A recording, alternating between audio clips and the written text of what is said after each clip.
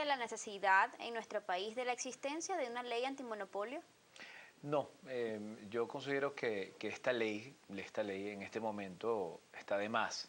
Yo ¿Por creo qué? que ya la legislación existente, que era la ley para promover y proteger el ejercicio de la libre competencia, que es una ley de 1992, dotaba de herramientas y mecanismos suficientes para efectivamente intervenir, pues, cuando fuere necesario contra las prácticas monopólicas, oligopólicas o contra las prácticas de competencia desleal. Ok. Sin embargo, ahí también hay que reconocer que la Constitución, en una de sus disposiciones transitorias, sí, vamos a decir, establecía una necesidad o imponía una reforma en la ley en lo que se refiere a su estructura organizativa, a la designación de la autoridad y el organismo encargado de investigar este tipo de prácticas Ok. y a lo que es el abuso de la posición de dominio y todo este tipo de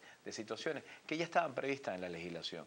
Y quiero enfatizar sobre eso de que no era necesario, sino quizás puntualmente acoger nada más la reforma establecida en la Constitución en cuanto a la designación de la autoridad. Ok.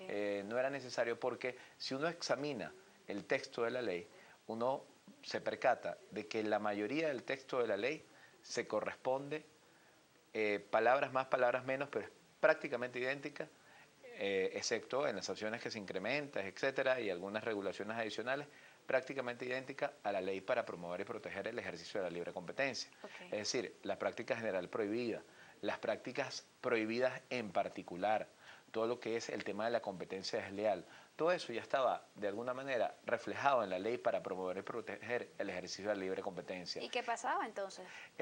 Lo que pasaba es que en la práctica no se aplicaba. Lo que pasaba es que la Superintendencia para promover y proteger el ejercicio de la libre competencia, que pasaría a ser ahora la Superintendencia Antimonopolio, era una superintendencia que por diversas razones, yo creo que más de carácter político, institucional o burocrático, dejó de operar, dejó de tener los recursos técnicos, los recursos humanos para acometer investigación, para poder tener economistas y abogados que se puedan abocar al conocimiento de estos asuntos, y entonces dejó de operar y dejó de tener una actuación relevante, que la tuvo durante mucho tiempo, especialmente durante los años 90 Ok. y durante la primera década del siglo XXI. Pero lamentablemente eso fue decayendo. Ahora se sanciona, se promulga, se pone en vigencia esta ley a través de la ley habilitante.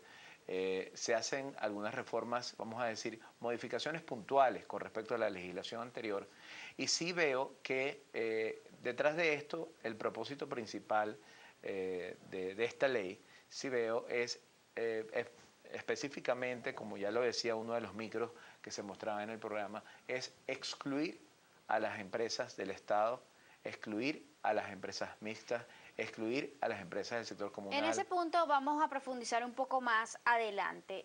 Pablo, en esencia, ¿qué es lo que busca esta ley antimonopolio?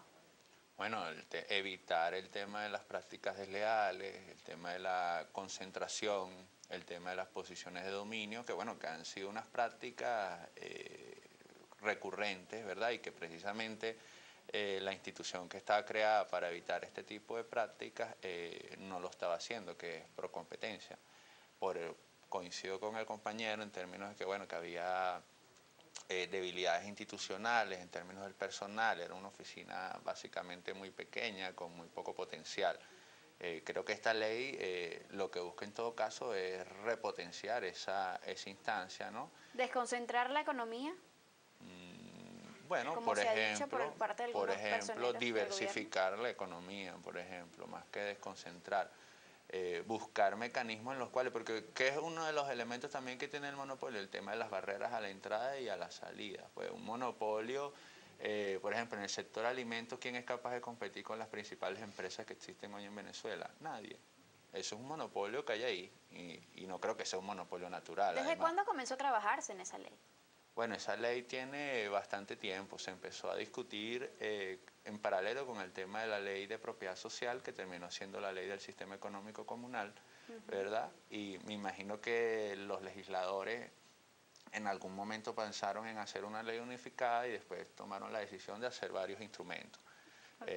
Y uno de esos instrumentos fue, bueno, la ley antimonopolio, que está ya aprobada, pues. Pero eso viene como desde hace unos 2 o 3 años que la Asamblea Nacional viene discutiendo con mucha fuerza estos temas. La ley habla de promover, proteger y regular lo que es el ejercicio de la competencia de la actividad económica productiva con igualdad social. ¿Quiénes están sujetos a esta ley? Sí, en principio están sujetos todas las personas que realicen actividades económicas, todas las personas que realicen o ejerzan el derecho a la libertad económica. Y específicamente la ley reconoce lo que es el derecho a la libertad económica, el derecho a dedicarse a la actividad económica de su preferencia que tiene cada quien, ya sea a través de una empresa o ya sea personalmente, realizando actividades económicas de forma personal, porque todos sabemos que para realizar actividades económicas no se necesita constituir una empresa, sino se pueden realizar individualmente, personalmente. Entonces, todas las personas que realizan actividades económicas en el país, que desarrollen ese derecho que está en el artículo 112 de la Constitución, están sometidas a la Constitución, están sometidas a esta ley, pero quedan excluidas expresamente por parte de la ley, y eso es lo que nos llama la atención y eso es un poco nuestra preocupación, aquellas empresas que forman parte del sistema, vamos a decir, comunal en general. Las organizaciones del Poder Popular, que son regidas por la Ley Orgánica del Sistema Económico Comunal, las empresas públicas y mixtas de carácter estratégico y empresas estatales de servicios públicos. Efectivamente. Entonces aquí es donde nos llama y nos preocupa la nueva regulación. ¿Por qué? Porque, ¿qué significa esto? ¿Qué significa esto? Significa que todas esas empresas, las del sector comunal, que son muchísimas, las empresas del Estado, propiedad del Estado, las empresas mixtas, las empresas de carácter estratégico, que hoy en día la mayoría de las leyes y normas que crean estas empresas las califican de carácter estratégico, y las mismas empresas que prestan servicios públicos y que son del Estado, todas esas empresas incurren usualmente en prácticas que son violatorias de los derechos de los consumidores, violatorias de condiciones económicas. Por ejemplo, ¿qué tipo de prácticas? Por ejemplo, prácticas de publicidad engañosa, práctica de publicidad falsa, práctica de soborno comercial, práctica de violación de leyes y normas que están previstas como competencia desleal en esta ley. Prácticas de fijación de precios unilateral, sin que existan condiciones de mercado adecuadas para ello, que también está prohibido por esta ley.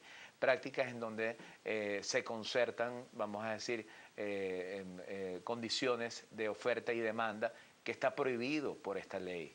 Es decir, yo aquí lo que observo es que se le está dando una carta blanca a todas estas empresas del sector económico comunal, por otra parte a las empresas del Estado, las empresas mixtas, y por otra parte a las empresas de propiedad estatal que prestan servicios públicos, para básicamente violar las normas que están establecidas en la ley, incurrir en prácticas que ya nosotros consideramos que no debería incurrir ninguna persona que haga actividades económicas, y por el contrario se castiga o se discrimina con respecto a la empresa privada. Queremos conocer al regreso cuál es la opinión que Pablo tiene con respecto a este punto, porque es justamente parte de la inquietud que tienen muchísimos televidentes que nos observan a esta hora y que nos los han manifestado a través de nuestra cuenta en Twitter. De eso vamos a hablar al regreso.